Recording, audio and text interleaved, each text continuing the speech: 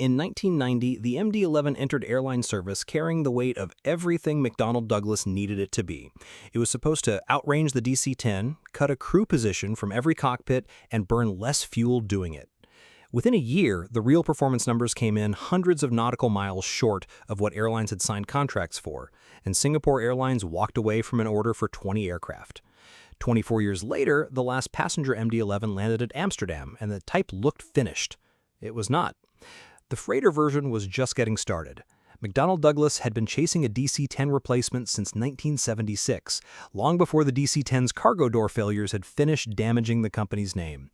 By the mid-1980s, the internal studies had cycled through half a dozen names, Super 60, then MD-EE, then MD-100, before settling on MD-11 in December 1986. The company launched the program that month with 52 firm orders and 40 options from 10 airlines. On paper, the pitch was simple.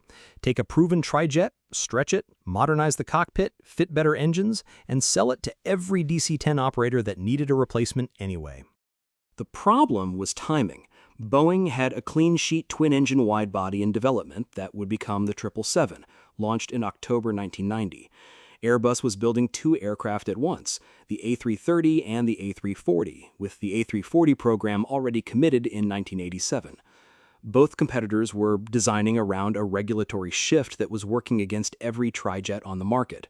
Extended-range twin-engine operations, ETOPS, was steadily expanding the routes that twin-engine jet could fly over open ocean, and every mile of ocean ETOPS opened up was one less reason an airline needed a third engine. McDonnell Douglas was building a trijet for a world that was actively deciding it no longer needed trijets, and the company did not have the balance sheet to change course. The board had already ruled out funding an entirely new wing for the MD-11, choosing instead to keep the DC-10's wing and add winglets developed with NASA. That single decision, made to protect the budget, would define exactly how much trouble the airplane was about to find. Before we go further, a quick note on where this comes from. Most of what follows draws on the McDonnell Douglas MD-11 Owner and Operator Specification Guide, published by Aircraft Commerce, cross-checked against FAA certification records, contemporaneous UPI and Airways magazine coverage from the time, and the National Transportation Safety Board's 2026 public hearing testimony on the aircraft's later cargo accident record. Where sources disagree, the certification and manufacturer performance data take priority. Everything specific here is sourced. The MD-11 made its first flight from Long Beach, California on the 10th of January 1990 with McDonnell Douglas Chief Test Pilot Thomas Cleaver at the controls. FAA certification followed on the 8th of November that year, and the first delivery went to Finnair on the 7th of December, entering revenue service on the 20th of December 1990, flying from Helsinki to Tenerife. Delta Airlines took delivery of the first American MD-11 on the 5th of February 1991. By early 1991, though, the number everyone in the industry was quietly passing around was the range figure, and it did not match the brochure. The MD-11 had been marketed on a three-class range of roughly 7,000 nautical miles, enough to make non-stop trans-Pacific routes generally viable for the first time on a trijet. What operators actually got at full payload was closer to 6,200 to 6,500 nautical miles depending on engine choice, a shortfall the Aircraft Performance Guide published by Aircraft Commerce attributes directly to higher fuel burn, higher empty weight, and more airframe drag than the original design specification allowed for. American Airlines reported unplanned fuel stops on routes the aircraft had been bought specifically to fly non-stop. Singapore Airlines had ordered 5 firm MD-11s with 15 options in January 1990 specifically to serve its demanding Singapore to Paris route.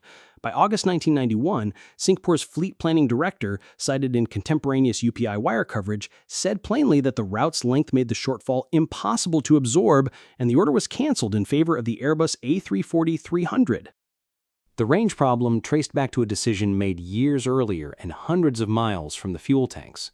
To cut cruise drag and stretch the aircraft's efficiency, McDonnell Douglas's engineers reduced the size of the MD-11's horizontal stabilizer, the tail surface that governs pitch, compared with the DC-10's. A smaller tail meant less drag at altitude. It also meant less natural pitch authority at low speed, which is precisely the phase of flight where a pilot needs the most margin.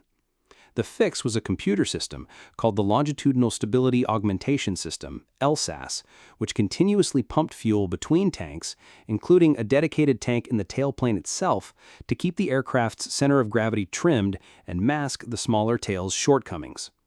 In cruise, on autopilot, the system worked as intended.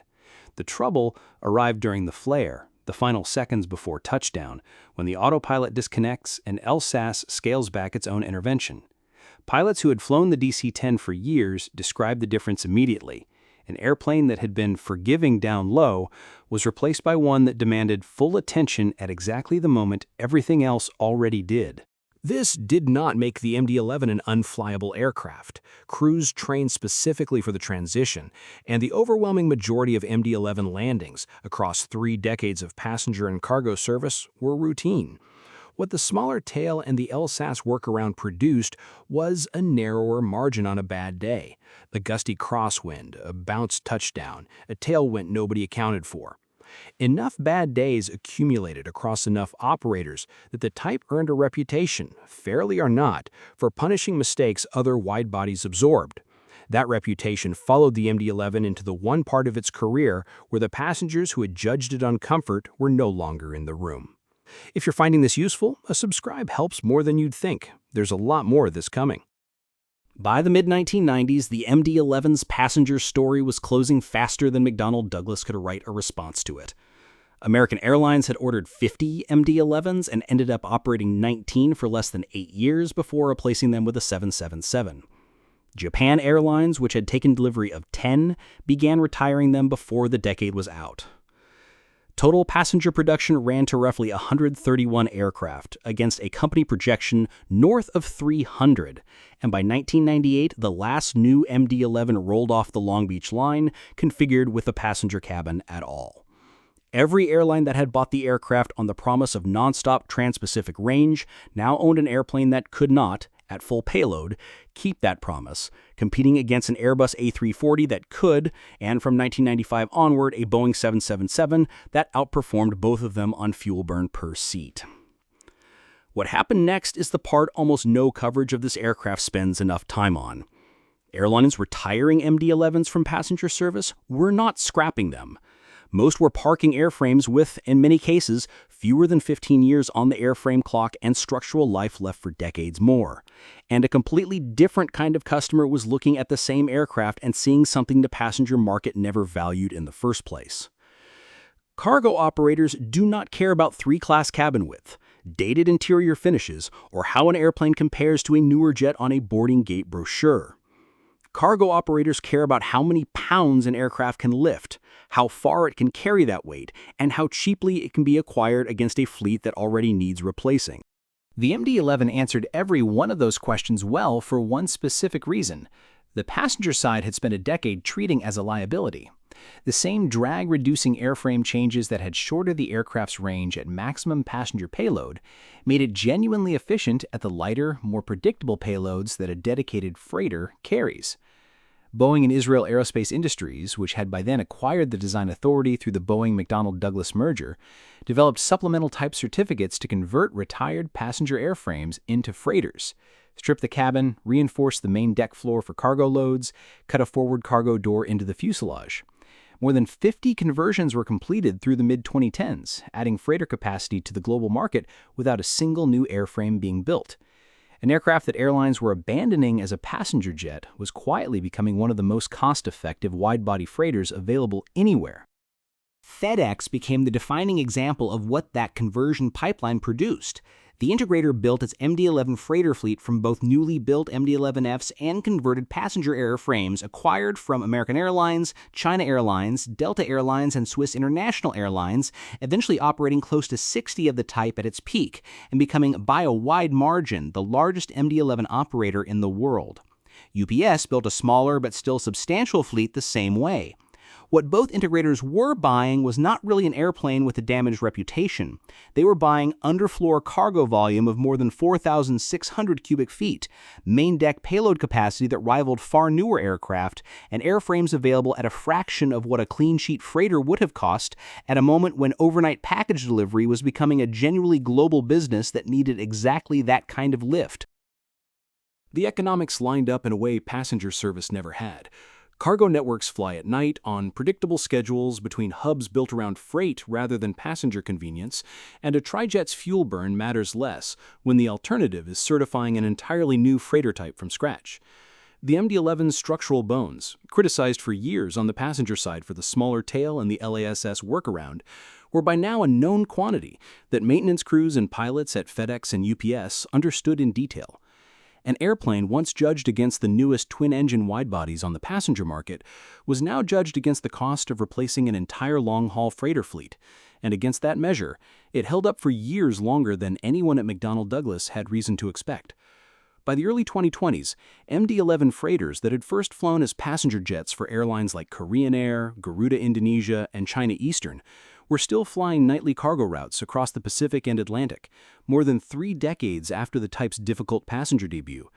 The aircraft that Singapore Airlines had rejected for being unable to complete a single demanding passenger route was, by then, routinely completing long-haul cargo routes that its original designers had specifically built it to fly. Passengers had moved on to the 777 and the A330 years earlier. Freight had not, and for a while, that made all the difference. The same aircraft that ended the MD-11's passenger career eventually ended its cargo career too, just on a longer timeline.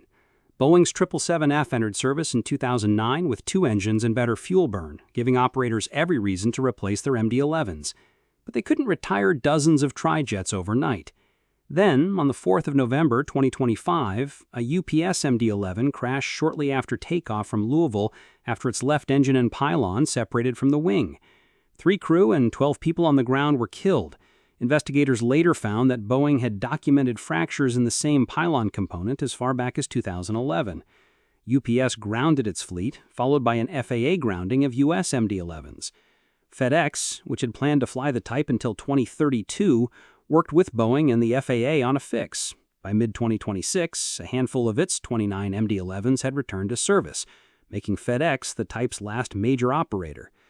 The MD-11 was never the airplane McDonnell Douglas needed. It missed its range targets, lost its biggest passenger customer almost immediately, and carried a tail design pilots had to train around for decades. But as a freighter, it lasted far longer than expected. Passengers left first, freight kept it flying for another 30 years. The airplane never changed. What people needed from it did. Thanks for staying to the end. If you want more stories like this, subscribe. And if something in this video surprised you, I want to know what it was.